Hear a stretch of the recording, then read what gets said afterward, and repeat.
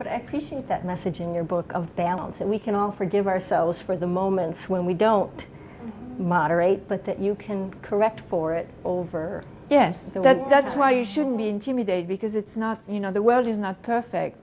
And one of the reasons I wrote these books is because I realized that it's not only women in America, but it's in all the developed countries. It's a 21st century trap. We have to work, we have a family life. When you have children, it's more than a full-time job, and it's admirable what mothers have to do, but it's too much. And then you have all the modern technology that is very stressful, from the cell phone to the computer to the multitasking, and it's very confusing, like what is best to do, what should I do, what should I not do.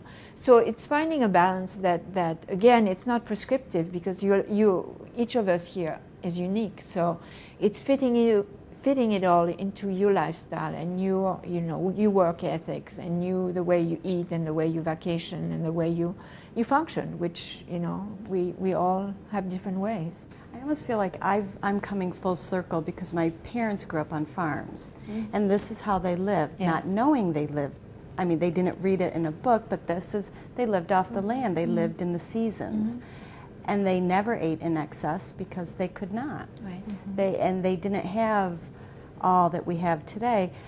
And then I grew up in the 70s, where my mom thought she was doing a good job opening Campbell's cream of mushroom soup and throwing it in a casserole. So now we know that's bad.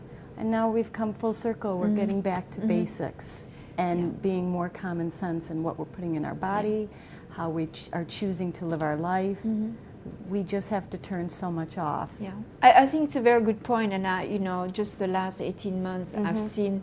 I mean, I'm an optimist, but I really think this country has reached bottom, because there's so much awareness everywhere. Through your doctors, through the media, through books, through markets that didn't exist, to tell you, hey, stop.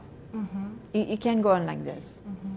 It's too fast, it's like the TGV, and you're going to go through the wall. So stop and enjoy the moment, and then figure out what your priorities are, and then try to take it easy and take, a day at a time, and just do what's important for you and for your family.